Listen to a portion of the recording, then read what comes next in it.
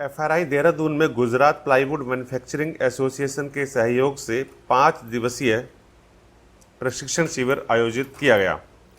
Plywood में नई तकनीक को बढ़ावा देने और बीआईएस के प्रति उद्योगपतियों को जागरूक करने के लिए एफआरआई देहरादून में गुजरात प्लाईवुड मैन्युफैक्चरिंग एसोसिएशन के 42 सदस्यों का 5 दिवसीय प्रशिक्षण शिविर आयोजित किया गया।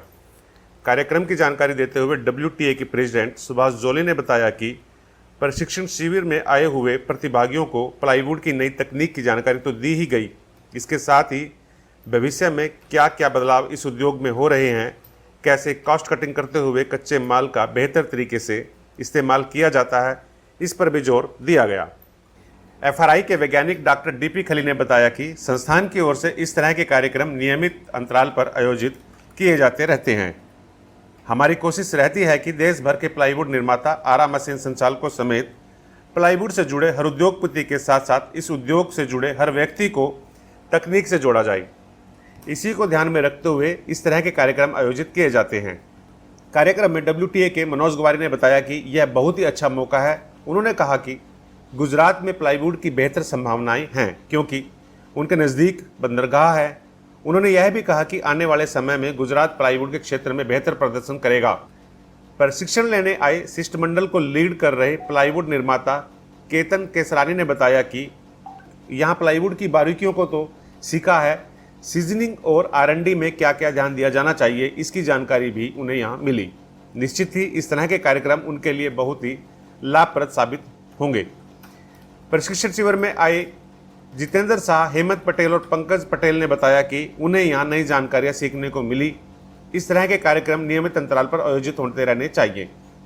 कार्यक्रम के अंत में सुभाष जोली ने कहा कि गुजरात एसोसिएशन की ओर से जो शुरुआत की गई है वह शुरुआत अब बाकी प्रदेश की प्लाईवुड एसोसिएशन को भी करनी चाहिए।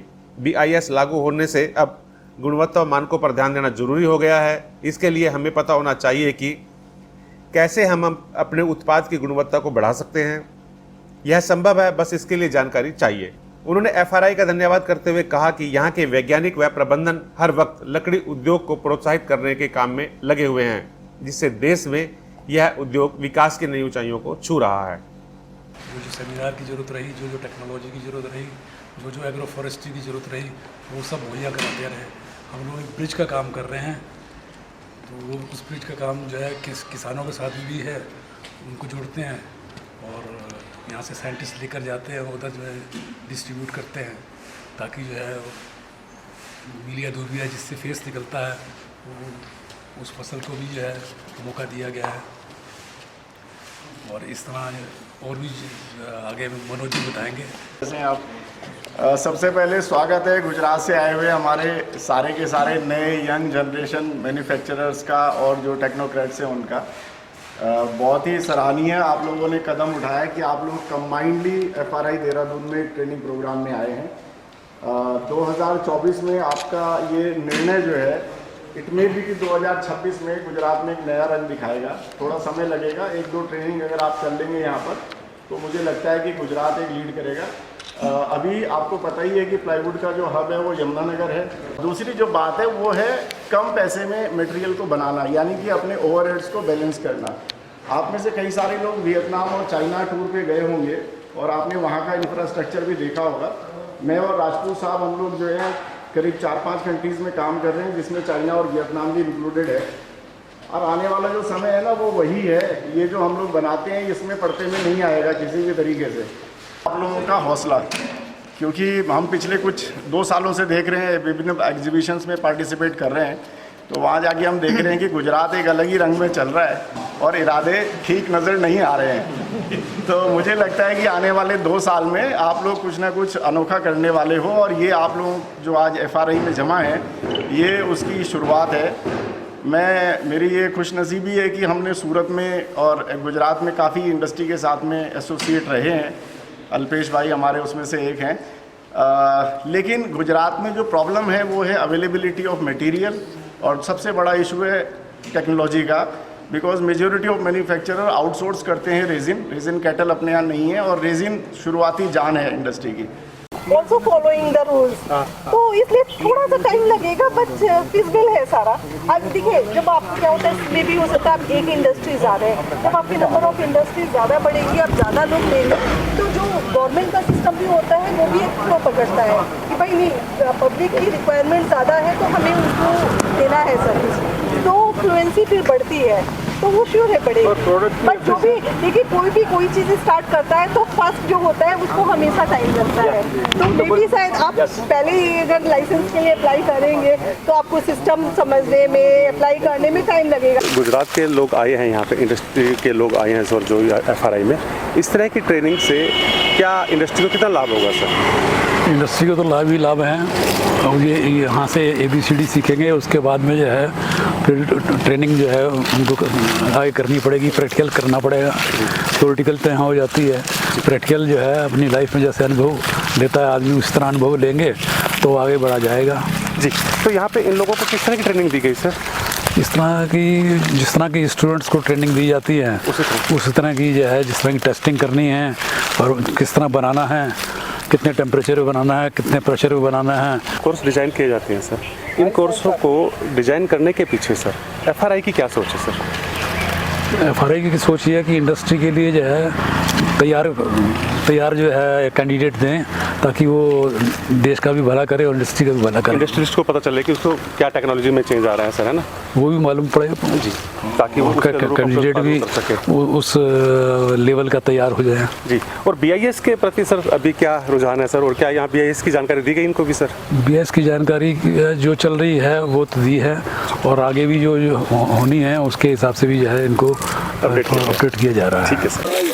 Ketan Keshrani from Shri Gujarat timber corporation Surat, और हम यहाँ पे हमारे सूरत टिम्बर एसोसिएशन को लीड करते हुए हमारे 45 मेंबर्स जो है वो यहाँ पे वुड वर्किंग की advance technology and plywood manufacturing की एडवांस टेक्नोलॉजी को ट्रेनिंग लेने के लिए आए हुए हैं।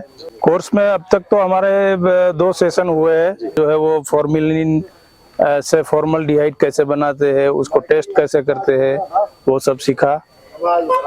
आज सुबह मॉर्निंग में हमारा एक अधेसिव को कैसे अप्लाई करना है वगैरह वगैरह, प्रिजर्वेटिव कैसे करना है वुड को, उसके बारे में ट्रेनिंग ली है। और अभी यहाँ पे जो आए हैं वो हैंड ऑन वर्क की ट्रेनिंग लेने आए हैं, सब ग्रहण कर रहे हैं। अब कितना लाभदायक है वो तो हम लोग जाके हमारी फैक्ट्री में अप्लाई करेंगे, इम्प्लीमेंट करेंगे। फिर भी थोड़ा सा कुछ नॉलेज के लेवल पे नहीं, नॉलेज बहुत अच्छा नॉलेज मिला है। जितना हमें पता था उससे कहीं ज्यादा इस इंडस्ट्रीज में टेक्नोलॉजी आ गई है, वो हमें गेन हुआ है। तो आप लोगों की रुचि क्या थी इस कोर्स, मतलब क्या करना चाह रहे थे इसमें? अभी रिसेंटली जो इंडियन गवर्नमेंट ने BIS को लेके जो आ रहा है कि अगस्त 25 में 25 में जो इम्प्लीमेंट हो रहा है कि कंपलसरी हो रहा है BIS, तो उसके रिगार्डिंग टेक्नोलॉजी जो हमारी है वो अभी चलनी नहीं है फर्दर, तो वो और आगे हमको क्या उसमें इम्प्लीमेंट करना है उसके लिए हम लोग जो है वो ट्रेनिंग लेने आए हैं। ये पहली बार आए आप लोग? हाँ, हम लोग पहली बार आए हैं, बट हमारे फादर साहब जो है वो 89 में यहाँ पे आ चुके हैं ट्रेनिंग लेने, और उन्हीं से इंस्पायर होकर हम लोग सब आए हुए हैं। तो कितने दिन की ट्रेनिंग है? 4 दिन की ट्रेनिंग है। तो वैसे तो प्लाईवुड मैन्युफैक्चर का कोर्स हम लोगों ने प्लान किया था, लेकिन इसमें मोस्टली सूरत टिम्बर मर्चेंट एसोसिएशंस के अधिकतर इंडस्ट्रियलिस्ट आए हैं, उद्यमी आए हैं, जिनमें से कि अधिकतर 100 मिलर्स भी हैं, उनमें से 10-12 जो हैं प्लाईवुड इंडस्ट्री वाले हैं। तो ओवरऑल ये जो है प्लाईवुड और सीजनिंग और प्रिजर्वेशन सारे एसोसिएटेड एस्पेक्ट पे जो है ट्रेनिंग कवर की गई है।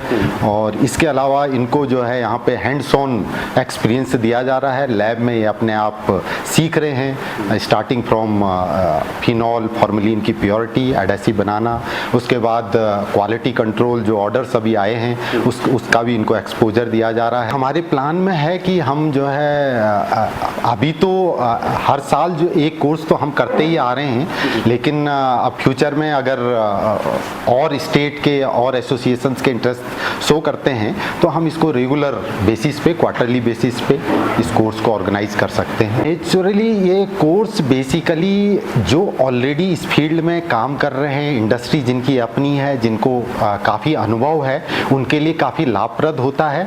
जो रिसेंट R&D हो रही है इस फील्ड में, और छोटे छोटे जो क्वालिटी कंट्रोल मेजर्स होते हैं, इस तरीके के कोर्स में वो सिखाए जाते हैं, और इंडस्ट्री अपने अनुभव से और यहाँ पे जो हमारी काफ़ी ट्रेंड और एक्सपीरियंस फैकल्टी होती है, उनके साथ इंटरेक्शन करके काफ़ी कुछ सीखने को मिलता है, और जो यहाँ पे सीखते हैं वो वापस जाके अपनी इंडस्ट्री में उसको इम्प्लीमेंट करके और उससे काफ़ी लाभान्वित हो सकते हैं। बिल्कुल, जो नए जो IS स्पेसिफिकेशंस में जो चेंजेज हो रहे हैं और क्या चेंज होने चाहिए, उसके बारे में भी जो है इंडस्ट्री के जो पार्टिसिपेंट्स आते हैं उनको अवेयर किया जाता है और उनको एक्सपोजर दिया जाता है। अच्छा, बाकी कोई एसोसिएशन से आपके पास आए सर, तो उसका क्या तरीका क्या रहता है सर? कैसे आपसे कोऑर्डिनेट करें, वो कांटेक्ट कैसे करें सर कोर्स के लिए? वो हमारी जो ईमेल हमको भेज सकते हैं, इवन व्हाट्सअप कर सकते हैं, टेलीफोनिकली भी हमको कांटेक्ट कर सकते हैं। वो अपने कन्वीनियंस के हिसाब से अपना टाइम स्लॉट बता सकते हैं, और अकॉर्डिंगली जो है हम कस्टमाइज कोर्स भी ऑर्गेनाइज कर सकते हैं। बेसिकली ये कोर्स जो जिनको ऑलरेडी कुछ इस फील्ड का अनुभव है, उनके लिए काफ़ी यूजफुल है। अदरवाइज तो इंडस्ट्री के लिए अगर जो बच्चे अपना इस फील्ड में अपना करियर बनाना चाहते हैं, क्योंकि ये हमारी forest research institute deemed university भी है, हम 2 इयर्स का यहाँ पे वुड साइंस एंड टेक्नोलॉजी का कोर्स कराते हैं।